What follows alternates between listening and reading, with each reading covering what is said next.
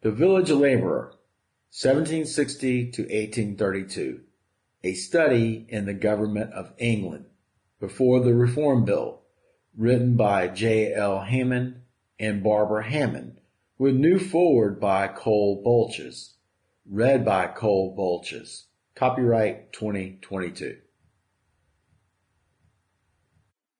New foreword. History teaches us many lessons. This book does that and much more. It deals with meticulous care the many precarious issues of the British people. It examines both sides of labor and government. Between the years 1760 to 1832, thousands of people around England faced violence, poverty, lack of proper government care or representation, labor in many forms, protest movements, and other actions attempted to give their people a voice in Parliament. This book was written many years ago about struggles which continue to plague us all today. We see the leaked Labour Party papers exposed by Al Jazeera TV in September, which exposed much of the internal corruption of the Labour Party, much at least to my surprise and dismay. The command and control of the outcome of elections seems at times to ebb and flow for the worker and then for the government. Yet the variables of labor conditions and issues of inflation, lack of resources, are all to be used in a monarchical system continue to turn the wheel of slow progress. In a fascinating new practice of Luddites, history does often repeat. And as you will hear here, in a new fascinating practice of Ludditeness, if you will, the following article demonstrates why studying the past still matters. From www.businessinsider.com, Teens Ditching Smartphones, Social Media to Become Luddites, 2022, October, by Avery Hartmans. When was the last time you used a flip phone? For a lot of us, it's probably been years, maybe even more than a decade. But for the teenage members of the Luddite Club, flip phones have become the norm.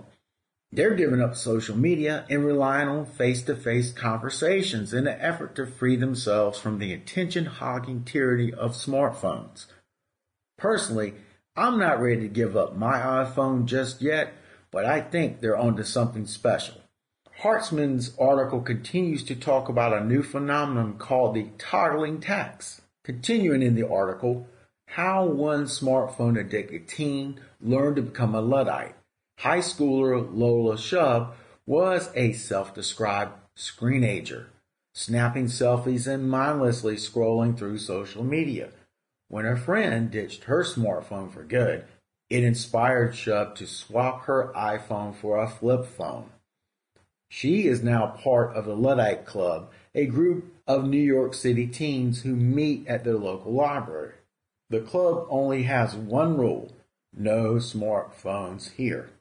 Shub indicated that she has more space to think creatively, more time to read, and better concentration. She and many of her friends have given up Instagram, and they prefer phone calls over texting. If I have one overarching message for my fellow teens, it's this: spend time getting to know yourself and exploring the world around you. Shub continues, it's so much more fulfilling and so much more real than the one inside your expensive little box. Furthermore, to the present, we find the United Kingdom faces similar issues and choices it did in 1830, according to a recent Guardian article which ties into the issues that this book covers. The article states, UK does not need a comedian as PM, says Labour leader Keir Starmer. On the 29th of October, Sir Keir Starmer told an interviewer that the UK does not need a comedian as a prime minister after he was asked about his image as a dull politician.